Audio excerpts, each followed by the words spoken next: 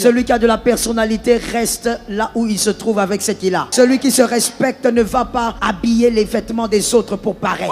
Ne va pas prendre les tissages d'autrui pour paraître. Tu restes avec ce que tu as et tu respectes ta personne. Celui qui aime le respect, celui qui impose le respect. Quand c'est une femme, elle ne se permet pas de ricaner avec tous les hommes de toutes les manières. Tu n'as pas de tenue. Tu ne sais pas qu'on ne sourit pas partout. Tu ne sais pas aussi qu'on ne rit pas partout. Tu ne sais pas qu'il y a des endroits où on ne doit même pas voir tes dents. Il y a des personnes avec qui tu dis bonjour, mais on ne voit pas les dents. Parce qu'une femme doit avoir de la tenue. Si tu veux être respecté, tu dois toi-même imposer un respect. Ne va pas réclamer ce que tu n'as pas placé. Refuse d'écouter seulement ce que les autres disent. Parce que celui qui parle négativement de toi amplifie une réalité. Ne te tais point.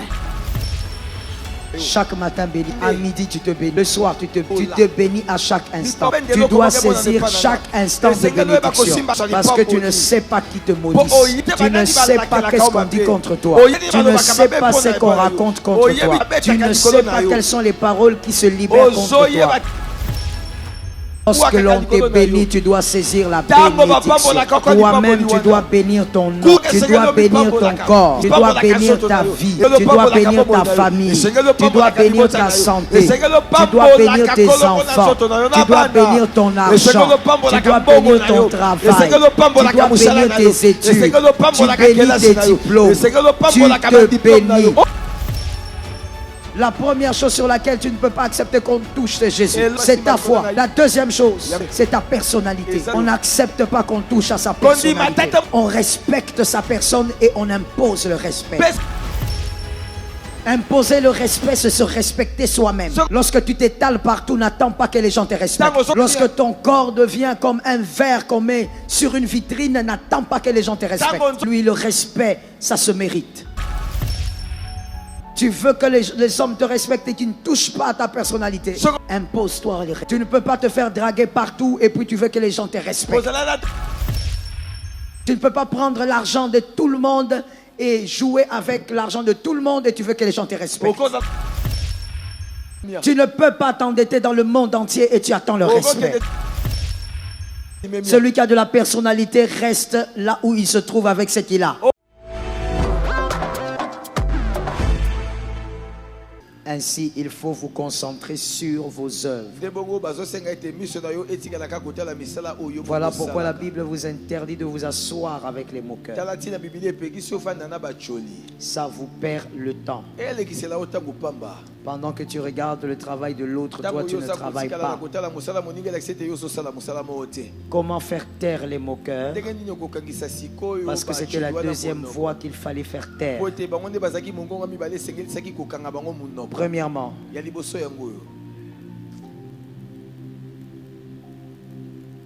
pourquoi il faut faire taire les moqueurs?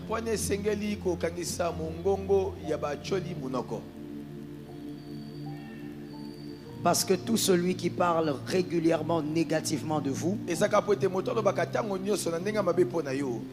il est celui qui est en train de créer une réalité dans votre vie.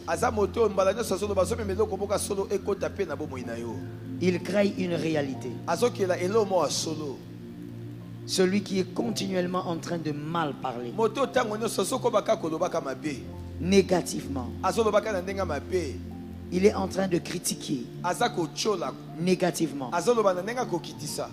Pendant que toi tu négliges ça, c'est une réalité qu'il place dans votre vie. C'est une réalité qu'il impose chez vous. Lorsque quelqu'un impose une réalité, imposez la vôtre.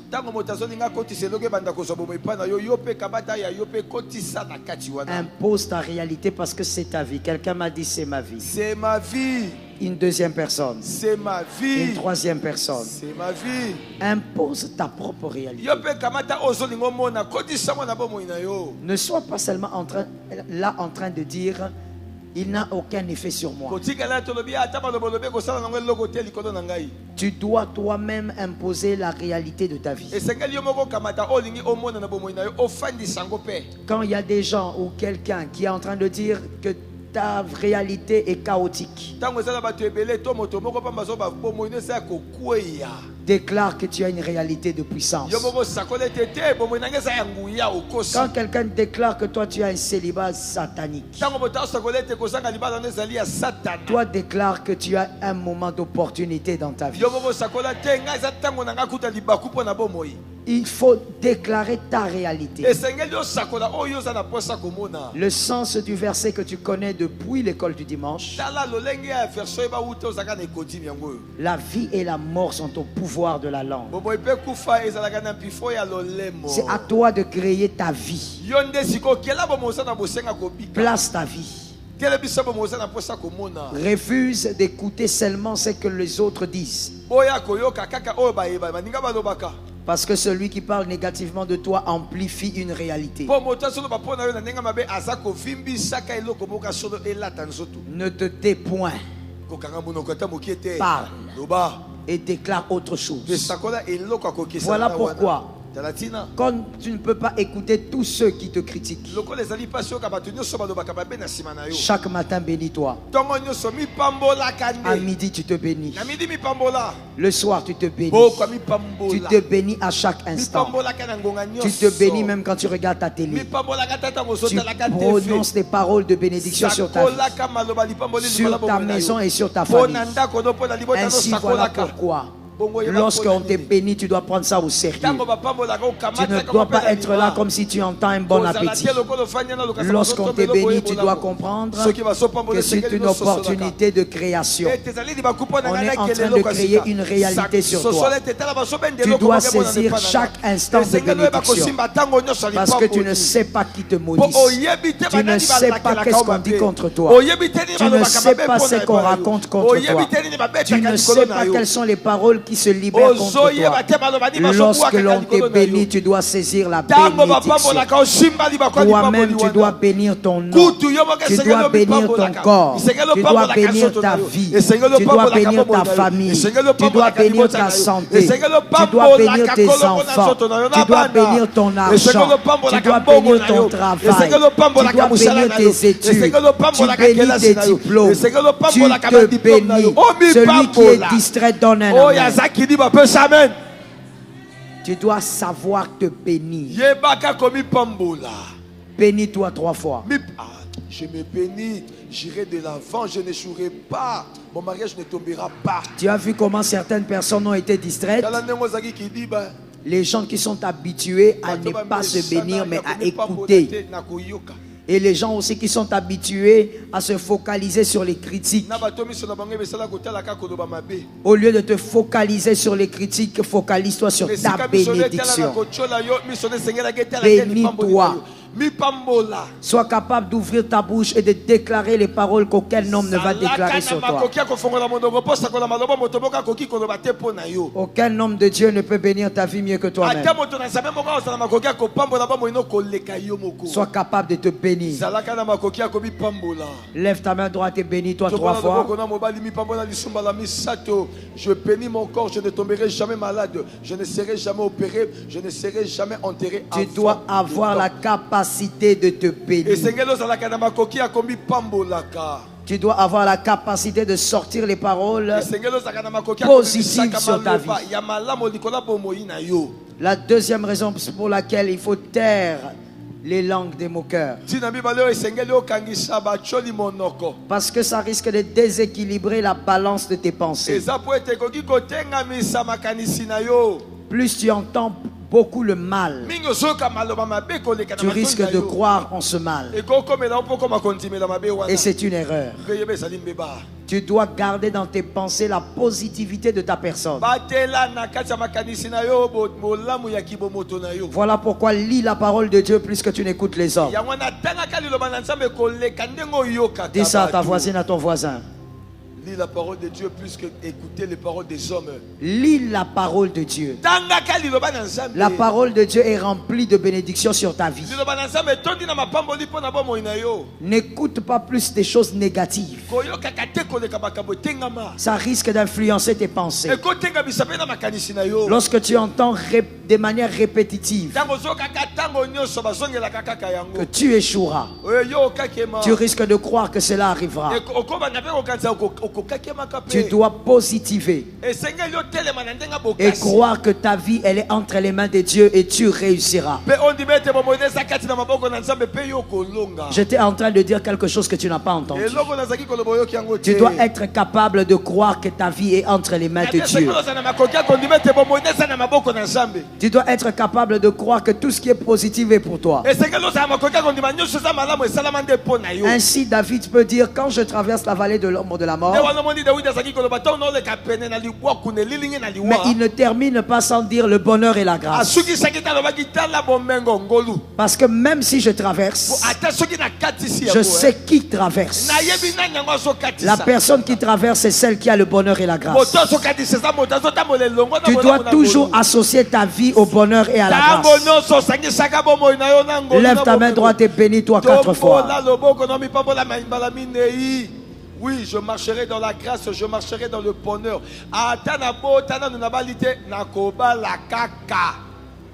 Tu dois être capable de te voir en train de saisir le bonheur et la grâce. Même s'il y a la vallée, il finit par avoir le bonheur et la grâce. Même s'il y a les larmes, je sais qu'il y a le bonheur et la grâce. Même si les gens se sont moqués hier, je sais qu'il y a le bonheur et la grâce. Tu dois associer ta vie à tout ce qui est positif.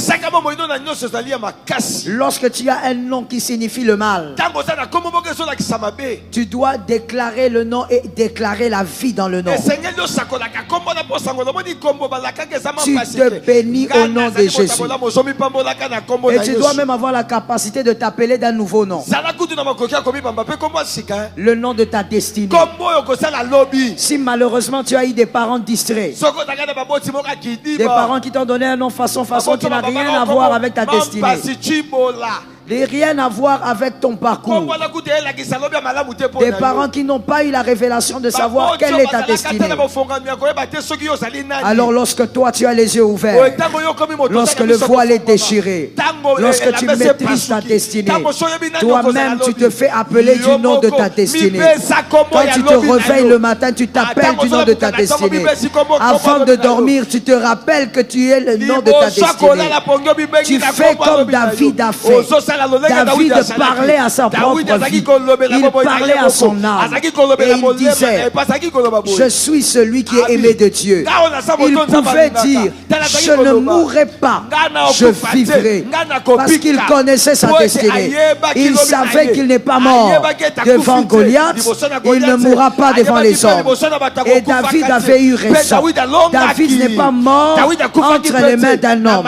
David est mort entre les mains de Dieu. Parce qu'il a confessé, non, je ne mourrai pas, moi je vivrai. Parce qu'il connaissait sa destinée. Aujourd'hui tu as grandi. Appelle-toi du nom de ta destinée. Tu n'es pas obligé de t'appeler du nom que les parents t'ont donné.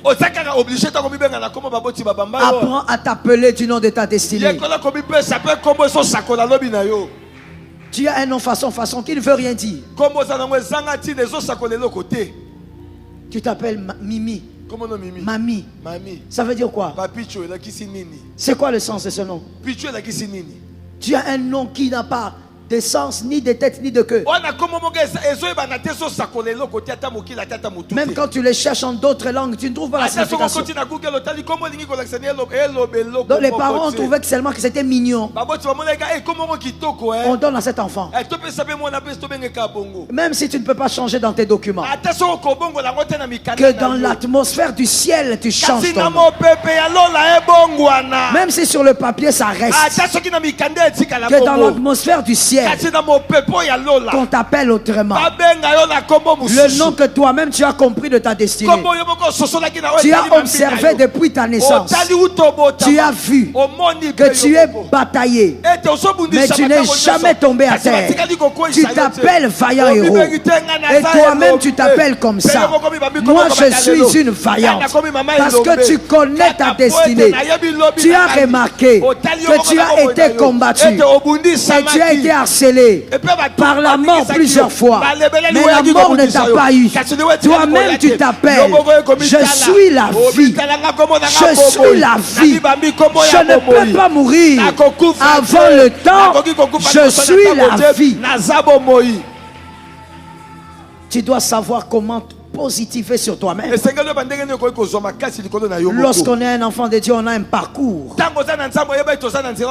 Le voile est déchiré.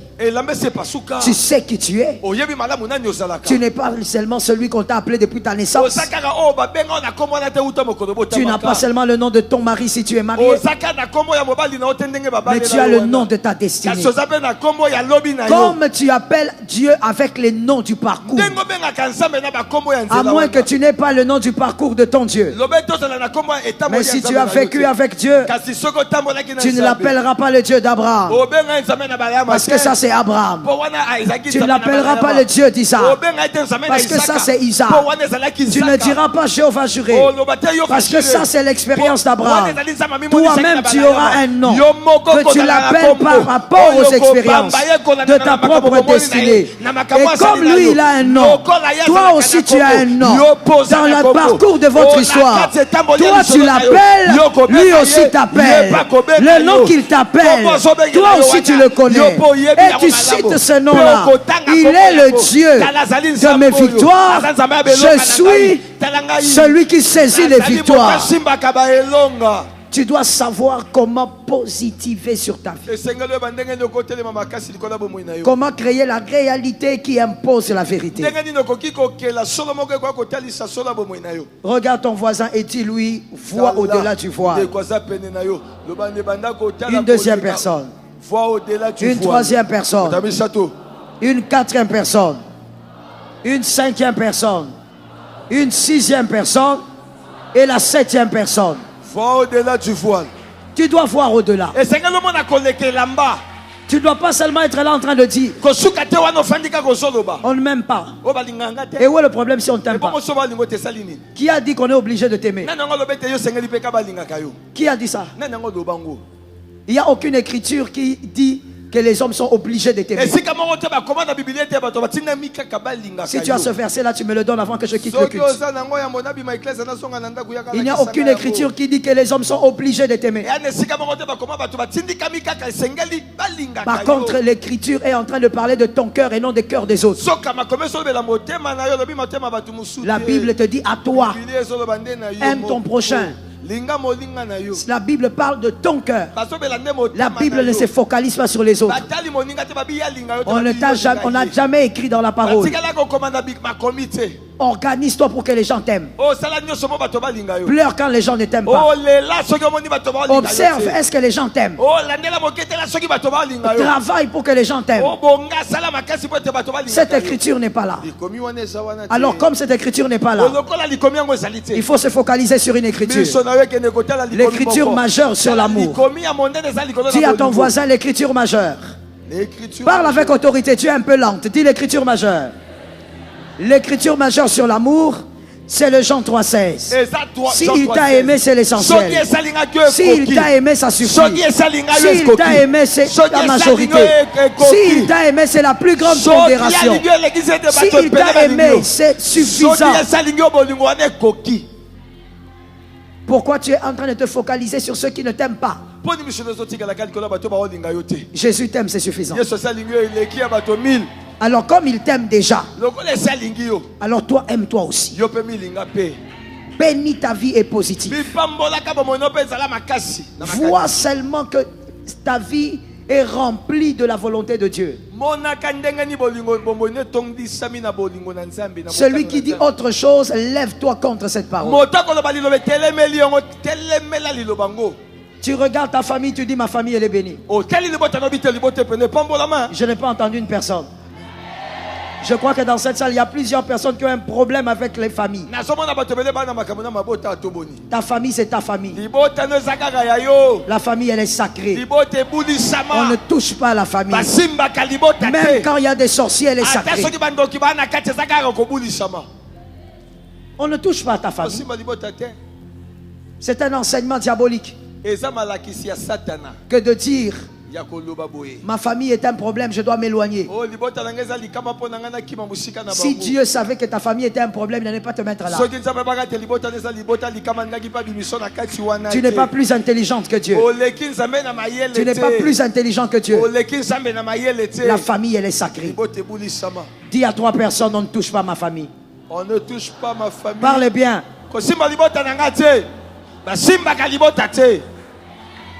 Tu as du mal à parler parce que tu as longtemps pensé péjorativement.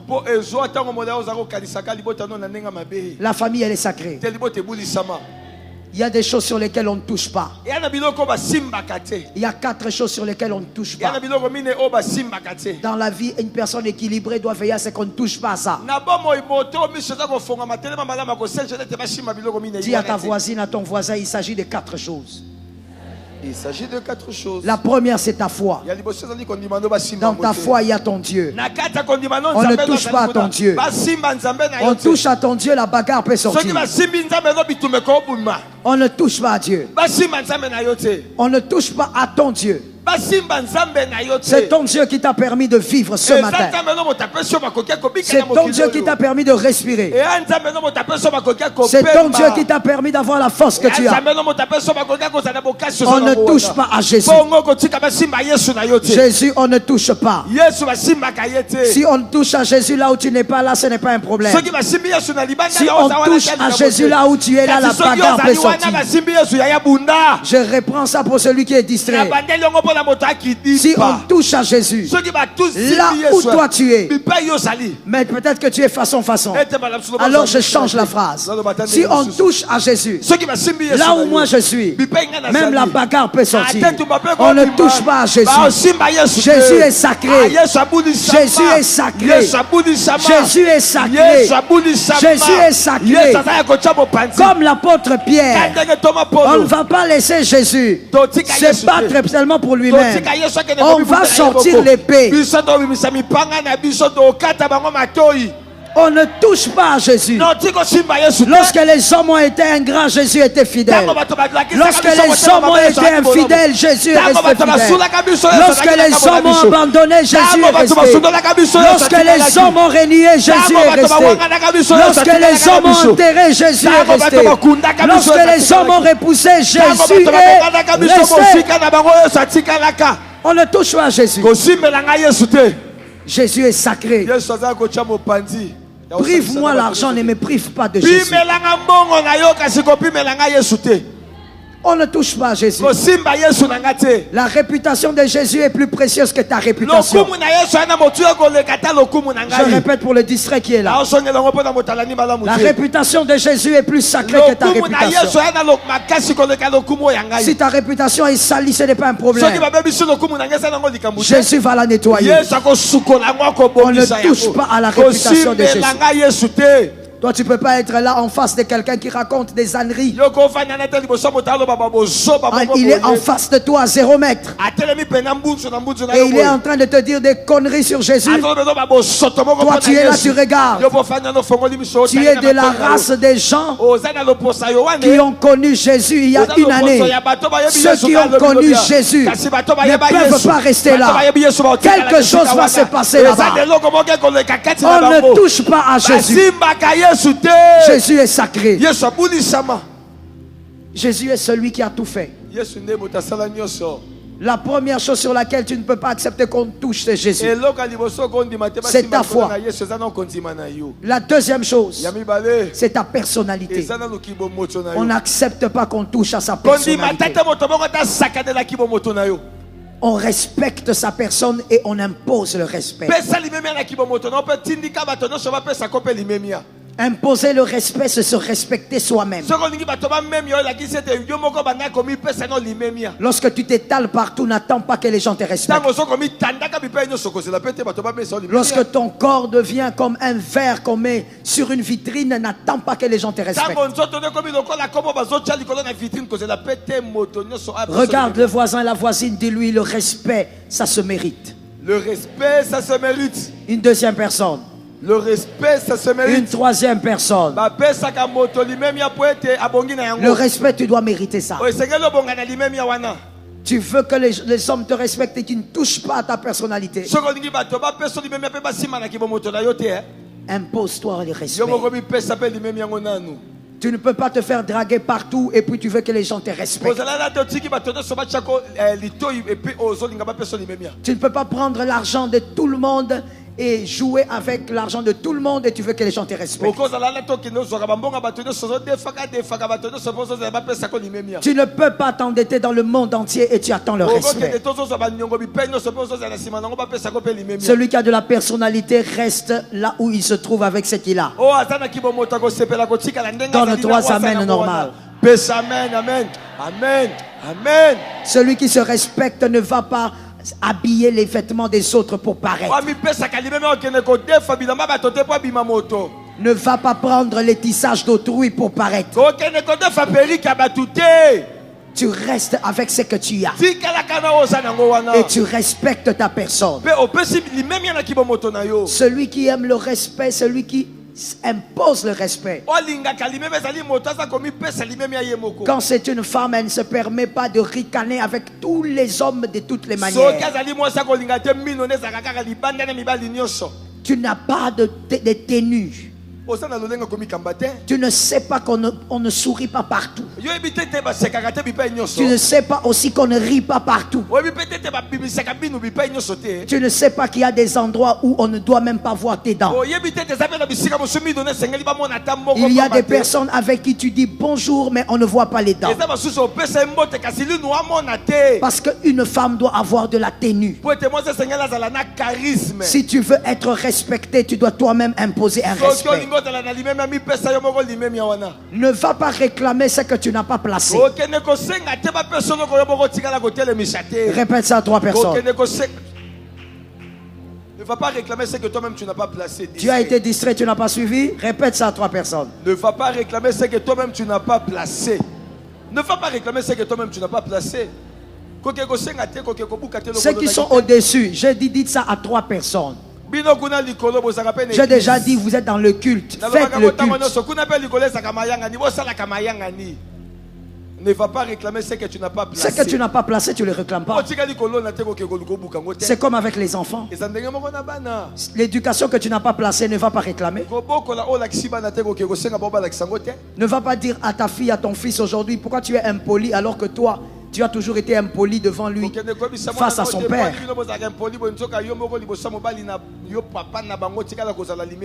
Tu as toujours été arrogante devant les enfants. Quand ton mari te pose des questions, c'est devant les enfants que tu prends 3 minutes pour répondre. Tu prends 4 minutes de silence comme si c'était les 4 minutes des victimes de Goma.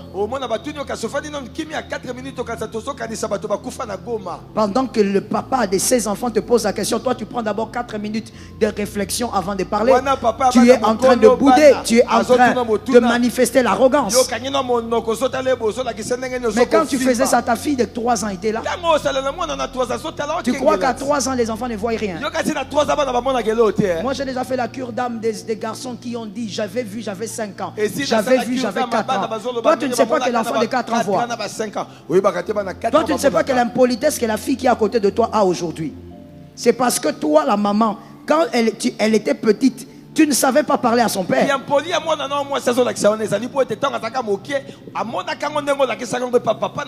Aujourd'hui que ton garçon a grandi, tu lui dis pourquoi tu es impoli comme ça, pourquoi tu ne salues pas les gens? Mais est-ce que quand il avait grandi dans la maison, quand il s'est réveillé le matin, quand il avait 3 ans, est-ce que tu disais à ton fils bonjour? Est-ce que ton fils a grandi en sachant que le matin on dit bonjour à ses frères? Alors pourquoi aujourd'hui tu es en train de lui dire que c'est un garçon impoli? C'est toi qui l'as rendu comme ça. Ne donne pas ce que tu n'as pas placé. Tu dois réclamer ce que tu as placé. Tu es en train de dire à ton garçon aujourd'hui, pourquoi tu es sale comme ça? Mais est-ce que toi tu l'as appris à être propre? C'est toi qui as appris à ce garçon que le garçon peut rester sale pendant des jours. Il peut garder le même caleçon pendant 10 jours. Et tu crois que c'est aujourd'hui à 17 ans que tu vas enseigner à ton garçon d'être propre?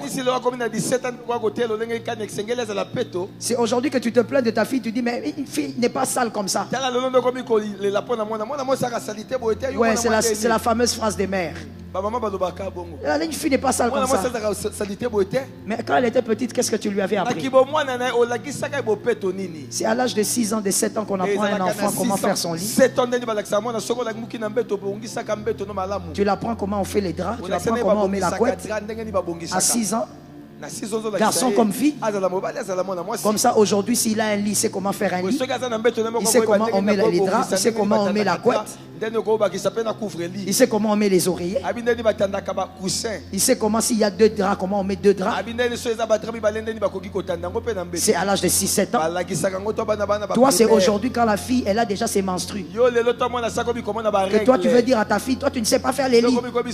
Qui lui a appris à faire les lits? Tu lui avais appris.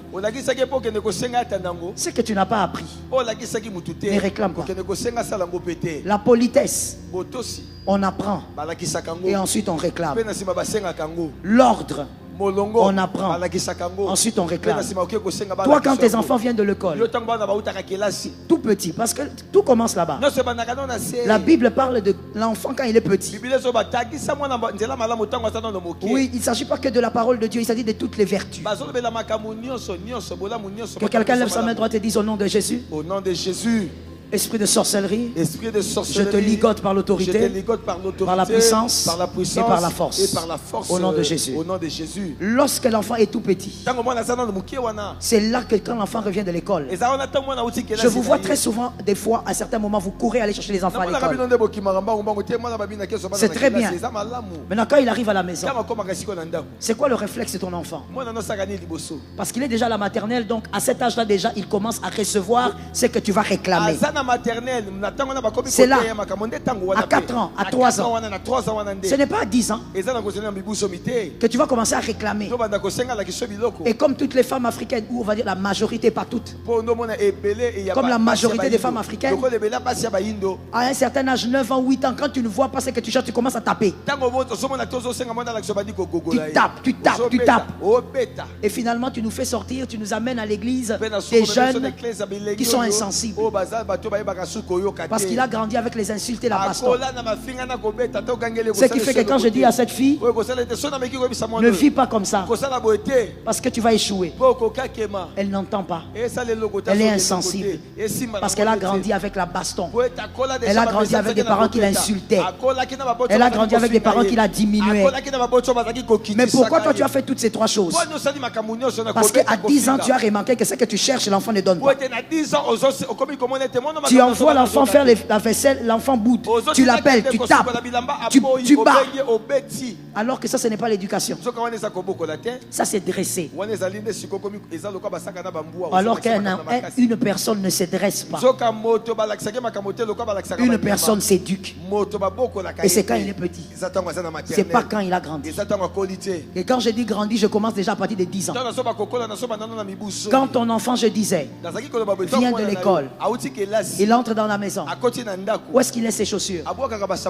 Qui classe ses chaussures? Où est-ce qu'il met son sac? Qui classe son sac? À quelle heure il enlève l'uniforme? C'est une discipline. C'est une éducation. C'est une manière d'être rangé dans la tête. Se ranger dans la tête. Lorsque ça commence avec les chaussures, ça ira jusqu'avec le corps. La fille ne laissera pas n'importe qui monter sur son corps. Parce que dans sa tête, elle est rangée. Derrière maman. Il y a quelqu'un qui me regarde qui dit, pasteur, est-ce que ça a à voir avec ma vie, ça? Mais la plupart des désordres que tu as à faire dans la vie, c'est parce que dans ta tête, tu n'étais pas discipliné. Il y a certaines filles qui ont refusé de sortir avec certains hommes qui étaient bien classés. Mais ils ont refusé par discipline. Même pas à cause du Saint-Esprit. Mais la discipline là est venue d'où? Tu crois que c'est venu de l'église? Sa maman. Quand elle était petite, sa maman lui disait ça, on ne fait pas. Quand tu viens de l'école, tu dois les faire. Voilà, prends tes chaussures, mets là. Tu enlèves l'uniforme maintenant. Toi, tes enfants mangent avec les uniformes encore.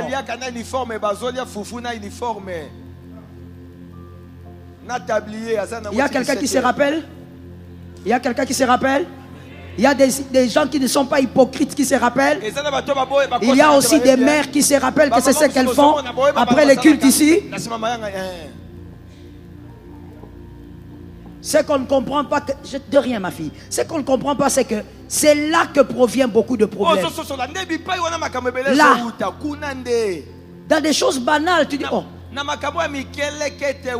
uniforme, oui, ça crée une discipline dans sa tête. Tu t'es jamais posé la question, pourquoi est-ce que l'armée, qui est comme l'intercession d'une église, c'est-à-dire c'est le poumon d'un pays, pourquoi c'est la structure la plus disciplinée? Dans l'armée, la discipline ne s'arrête pas, peu importe le grade. Voilà. Ça ne s'arrête pas. Même pour les généraux, la discipline reste. Lorsqu'ils ont leur camp, leur lit, ils le font à une certaine heure, tout le monde. Et de la même manière, ça me rappelle aussi notre structure chez les prêtres.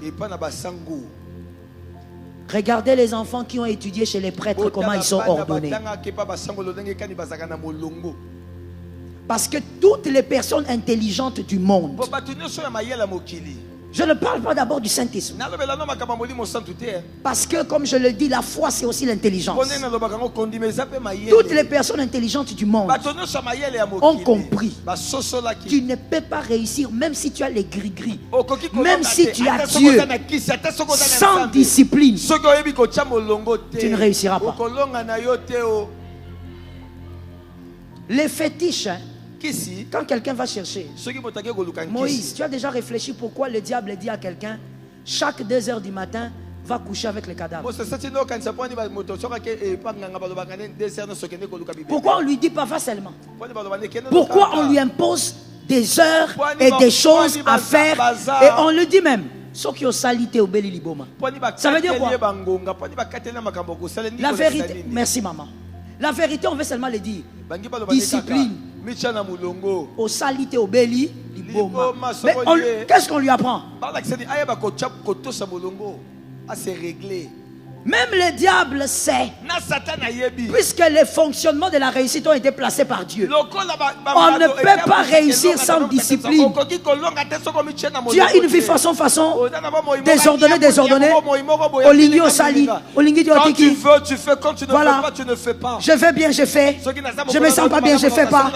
Tu es indiscipliné. Ne crois pas que tu feras partie des grands. Ce n'est pas la déclaration d'un homme de Dieu qui fera de toi un grand. Non. Non. Ta discipline va soutenir ta réussite. L'enfant là, il mange avec les tabliers. Pourquoi? De l'école. Tu es en train de faire apprendre à l'enfant qu'il n'y a pas des choses essentielles dans la vie. Voilà pourquoi un jour, oh my God, que le Seigneur nous délivre du mal. J'ai aimé ton amen, ça montre que tu m'écoutes, que Dieu te félicite. Je peux même couper la prédication là parce que la discipline, sans la discipline, même avec l'onction, tu ne feras rien. Vous n'avez pas vu ça sur la terre? Vous n'avez pas vu des gens d'onction mais qu'ils sont allés nulle part? Voilà pourquoi quand l'enfant là, que tu laisses manger avec les uniformes en désordre, des fois même il mange, il a une seule chaussure, l'autre chaussure il a jeté à l'entrée. Maman, ils ont bon côté, hein? Les mamans au moins reconnaissent. Les autres là, façon les hypocrites. Vous savez ce que vous faites. Les mamans savent ce que je dis. Moi, Nazolia, ça pas tout le monde qui n'apporte. L'enfant est en train de manger. Et toi-même, la maman, tu es dépassée. Comme il fait chaud avec la canicule de ces derniers jours. Toi-même, tu entres avec les sachets. Tu n'as même pas vu la chaussure de l'enfant qui est restée. Alors, il est à table avec une seule chaussure. Et l'uniforme. En train de manger. Calmement. Quand un enfant ne sait pas respecter certaines choses, depuis l'enfance, dis d'abord à ton voisin, le respect des choses commence à l'enfance. Le respect des choses commence à l'enfance. Quand l'enfant ne sait pas respecter, voici ce qui arrive, c'est. Et c'est ce que nous les pasteurs, nous vivons tous les jours, nous en souffrons. Il faut que je le dise. Ça crée des ingrats. C'est là où tu verras, tu donnes à quelqu'un une chose. Après il dit après ça. Qu'est-ce qu'il m'a d'ailleurs donné? C'était quoi ce qu'il m'avait donné? Tu sais pourquoi cet enfant est ingrat? Tu sais pourquoi tu nous as amené des jeunes ingrats à l'église? Parce que quand il était petit, tu ne lui as pas appris que dans la vie, il y a des choses qu'il faut respecter. Quand tu viens de l'école, tu respectes ton uniforme. Tu respectes tes chaussures. Tu respectes les moments de prière. Il y a des mamans ici même. Vous êtes même nombreuses d'ailleurs. D'ailleurs, gloire à Dieu que vous êtes là et Dieu m'a rappelé ça maintenant. Que tout le monde lève sa main droite et dit Seigneur, délivre-moi du mal. Des fois, nous voyons la prière ici. Que ce soit maintenant, que ce soit dans Famille Glorieuse. Je parle que quand moi je suis là, c'est Famille Glorieuse. On prie. Où la parole se prêche. Ton enfant est en train de crier. Ah! Et puis tu écoutes la maman dire que je fasse quoi même? Je peux te flageller. Hein? Je parle de la maman. Je pourrais même chicoter. Tu demandes au salanine. Mais voilà pourquoi cet enfant, quand il grandira, elle viendra avec sa grossesse. Récupère cette grossesse, accepte-la. Tu l'as indiscipliné depuis l'enfance. Elle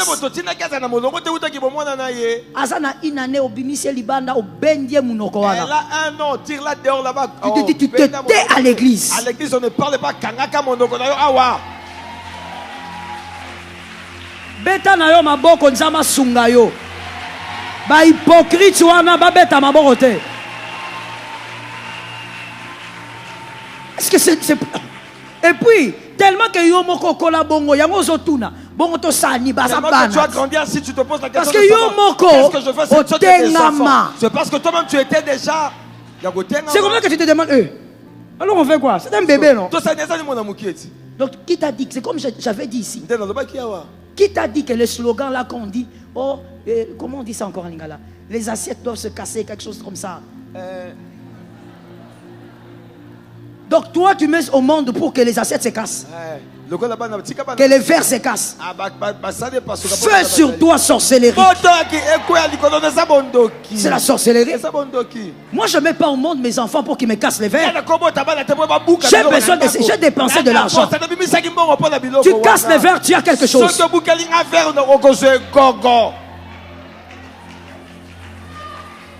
Tu sais, je me permets de le dire et je vais fermer la parenthèse. Des fois quand je dis ça, ça étonne certaines personnes. Et le pasteur Dieu donnait pas là malheureusement. Il fallait qu'il soit là. Lui au moins c'est un bon témoin parce qu'il a été là depuis que mon aîné était toute petite. Il a donc vu. Moi mon aîné, ma deuxième, n'a jamais brisé un verre. Je l'ai dit à Dieu de la chair devant tous les esprits. Et j'ai des témoins qui ont grandi avec eux. Moïse dans la maison. Depuis petit, ils n'ont jamais brisé un verre. Ce n'est pas parce qu'ils ne touchaient pas. C'est parce que depuis tout petit, moi et leur père, on disait tu casses. Tu casses. Ils n'ont jusqu'aujourd'hui. Maintenant, tu sais quoi? je n'aurais pas besoin de dire à l'une d'entre elles dans leur mariage qu'il ne faut pas que les enfants le fassent. Parce que c'est à l'intérieur d'elles. Pour elles, c'est normal de vivre comme ça. Je n'ai pas besoin d'enseigner ça. Toi, tu me demandes, moi, l'enfant est en train de pleurer que je le jette. Jette-le, dit. Parce que toi, tu aimes les réponses braconnières. Jette-le alors. Donc, quand tu dis ça, tu montres que tu es une mère irresponsable. Ça veut dire que, Serge, explique ça bien. Si on a 20 ans à cause de la yoni. Si un petit enfant te fait arriver jusqu'au bout, maintenant un enfant adulte. Est-ce que vraiment on peut réfléchir? Un enfant de 2 ans, tu nous dis, que je fasse quoi? Cet enfant-là va grandir avec toi. Mais quand ce garçon aura 15 ans, il va te faire quoi? On a 2 mois. Tu n'arrives pas à supporter un petit enfant de 2 mois. Oh. Réfléchissons un peu des fois. Et quand les services d'accueil viennent te dire, maman, l'enfant. Soyez. Maintenant, prends-le.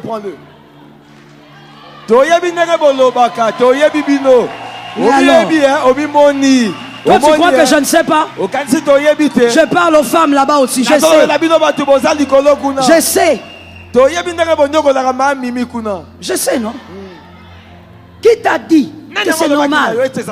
Mais si un enfant de 2 mois qui ne parle pas encore, il ne marche pas, il ne peut pas encore draguer une fille, tu n'arrives pas à le faire taire, c'est que cet enfant, quand il aura 15 ans, il va t'insulter en face.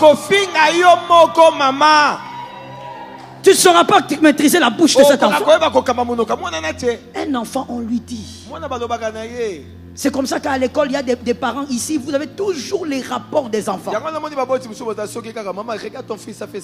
Dès que tu arrives à l'école toi-même, tout le monde commence à te regarder. C'est sa maman, non? C'est sa maman. C'est sa maman. Maman, moi, maman, votre enfant ici. Il faut changer d'école. Ça, c'est les préfets. On a préfet. Donc ton enfant est intenable. À l'église, on ne le tient pas.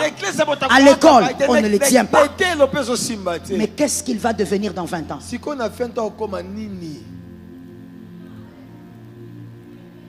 Comment tu veux réclamer ce que tu n'as pas placé? Comment? Vous savez, même des fois quand je regarde la télé, je suis les débats politiques. Et je vois certaines personnes comment elles sont dans l'insulte plutôt que la critique positive. Je comprends d'où il vient. Ce n'est pas le diplôme qui l'a rendu arrogant. Ce n'est pas l'argent qui l'a rendu arrogant. Maman a raté quelque chose. J'insiste sur maman car la Bible dit: Fils, écoute l'instruction du père et l'enseignement de la mère. C'est maman qui éduque. C'est maman qui transmet ce qu'elle a. Quand tu vois un garçon bien éduqué, acclame sa mère. Quand tu vois une femme bien éduquée, acclame sa mère.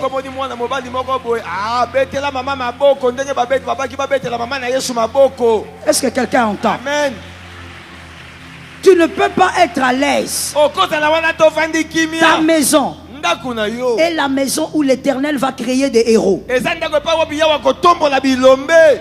Les distraits, on n'a pas entendu. Ta maison, ta famille est le lieu de la formation des vaillants.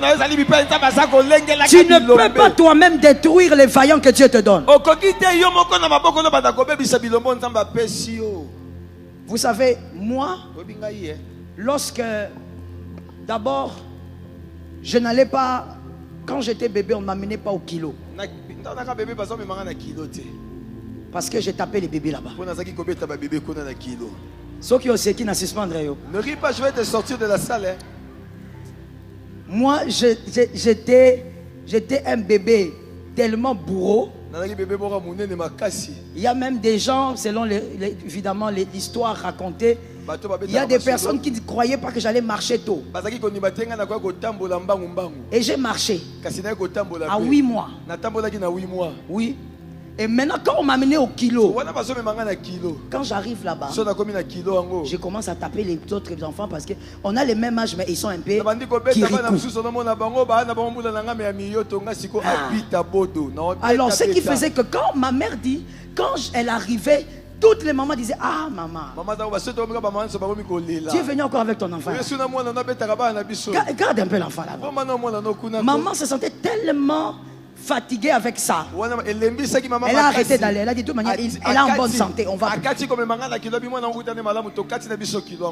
Quand je suis arrivé à l'âge de 5 ans, 6 ans, aller à la maternelle, je vais là-bas, je bastonne. On a appelé. On a dit cet enfant ça va pas. Ma mère a dit, mon père a dit non, on va juste insister. Ma mère a dit niet. La mère elle éduque. C'est la mère qui porte l'enfant. La maman, si tu n'as pas la vision pour l'enfant, j'ai pitié de toi. La négligence que tu as sur l'enfant là, j'ai pitié de toi. Et j'ai même pitié de l'enfant plus que toi. Mon père a dit non, on va seulement insister. Elle va aller à la maternelle. Ma mère a dit non. Cet enfant ici, son problème c'est pas la maternelle. Il faut d'abord qu'on la règle d'abord. Elle m'a dit tu restes à la maison. Oui, moi je n'ai plus fait la maternelle. J'ai dans 4 classes à maternelle. J'avais coupé les études en maternelle. Imagine-toi un peu. Ma mère a dit elle reste là. Ma mère a commencé à m'enseigner les histoires de la maternelle, là, des couleurs, tout ça à la maison. Et puis elle a commencé déjà 2-3 ans comme ça, 5 ans, 4 ans. 5 ans, 4 ans. Elle me disciplinait. Tu ne fais pas ça, tu n'as pas ça. Elle ne va pas te taper. Tu ne fais pas, tu n'as pas. Je me rappelle un jour. Voilà pourquoi moi je déteste vraiment sérieusement le chocolat. Même l'odeur du chocolat, je ne suis pas fan.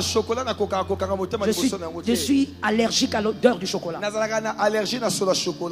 J'avais fait quelque chose, je me rappelle même. À l'âge de 5 ans comme ça.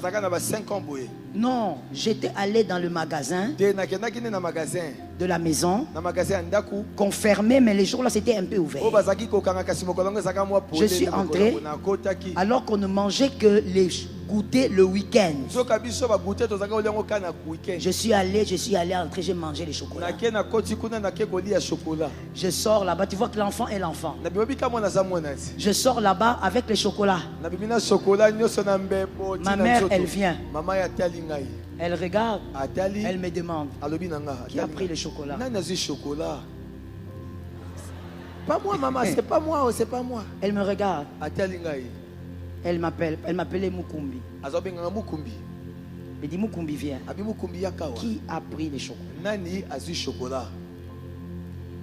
Je ne sais pas, maman. Et tu ne sais pas? Elle dit qu'est-ce qu'il y a sur tes lèvres? Moi-même maintenant je me rends compte qu'on m'a attrapé. Elle me dit viens. Elle m'a fait entrer dans l'économa.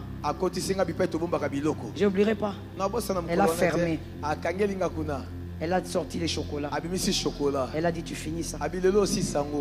Elle a fermé à clé. Je suis resté là-bas. Je croyais que c'était un bonheur. Tu vois les enfants. Tu vois l'enfance. Hein? Ah mon Dieu. Ah mon Dieu. C'est comme ça que Dieu aussi des fois nous traite. Il va te donner quelque chose. Des punitions. J'ai mangé au début. Jusqu'à un moment, j'ai commencé à vomir. Et puis j'ai arrêté. J'attendais qu'on vienne m'ouvrir. Je me suis fatigué, j'ai dormi, je me suis réveillé. Finalement, elle est venue, elle a ouvert. Elle a dit, tu n'as pas fini. Tu vas finir. Je crois que j'étais une blague. Maman, je suis rassasié. Elle a pris. Elle a commencé à me faire entrer dans la bouche. Maman, j'ai vomi toute une soirée. 5-6 ans. Jusqu'à cet âge-là. Jusqu'aujourd'hui. Si tu veux que je gêne bien, achète le chocolat. Je ne touche pas à ça depuis. Le Chocolat blanc, chocolat noir. Chocolat blanc, chocolat noir, chocolat. Si tu veux me donner un cadeau pour me montrer que tu ne m'aimes pas, tu donnes ça. Je ne touche pas à ça. J'ai eu de l'aversion. Elle m'a privé la maternelle. Moi, j'ai commencé l'école en première à 7 ans. Tout le temps là, elle me discipline. Elle me dit, tu dois arrêter de te battre. J'ai arrêté de me battre. Après, j'ai repris un peu. Je coupe le témoignage. Vous avez l'esprit de Songi Songi. Ma soeur, mon frère, c'est pour te dire seulement que si tu ne règles pas certaines choses en bas, cet enfant sera un problème pour toi-même. Il sera un problème pour l'église. Tu vas lui donner quelque chose avec ton cœur. L'enfant trouve que parce que depuis qu'il est enfant, tu lui as appris qu'on néglige tout. Tu vois un enfant, il doit aller à l'école à 6 heures. À 6 heures, il doit être en route.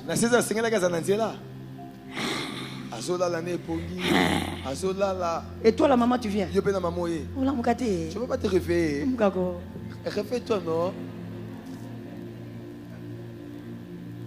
Je demande qui est le sorcier de ta vie. Parce que c'est toi, en réalité, il y a quelque chose qui ne va pas avec toi-même. Amen.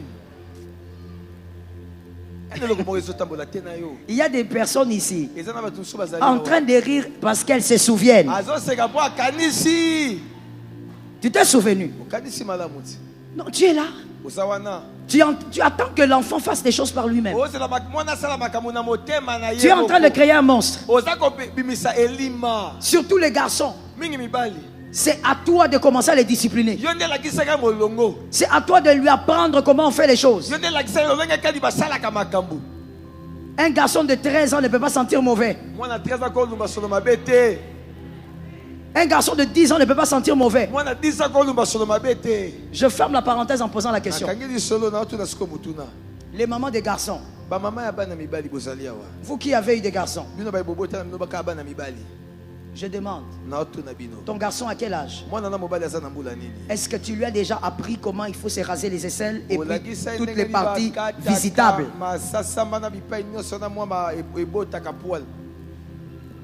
Tu lui as déjà appris? Ou bien il y a même des mamans qui ont honte de leur propre garçon. Son fils, hein? Elle a honte. Elle regarde l'enfant. Au collier. Et tu as grandi, et toi? Attends. J'ai l'impression que peut-être qu'on est en train de faire comme si on fait des blagues. Les garçons qui sont là, levez-moi les mains. Vous seulement ici. Attendez. Attends. Samuel. Dis, levez un peu les mains. Que celui à qui c'est sa mère qui lui a appris à se raser les poils. Levez la main. Te bo sekate. Bo sekate. Po ata yo moko beso ki to zongi pa na yo. Ezaka réponse mo. Ata yo moko ki to zongi pa na yo. Je te demande combien de filles ici maman a été venue, elle t'a appris les histoires, les épilations pour te dire ma fille, on s'épile comme ça. Est-ce qu'on peut lever la main ici? Est-ce qu'il y a quelqu'un qui... Est-ce qu'il y a... On va retrouver 30 mains levées. Même au milieu des femmes.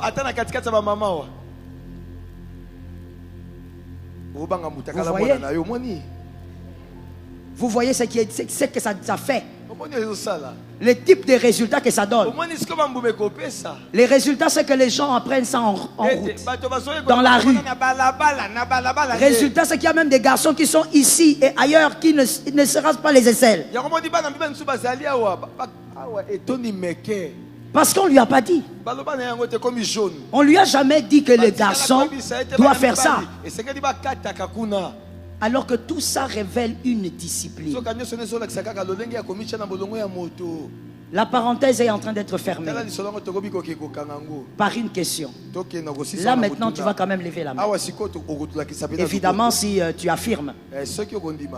Qui sait qu'il y a des mariages qui se sont brisés ou qui souffrent, on va dire les deux, qui souffrent ou qui se sont brisés parce que l'homme ou la femme est sale.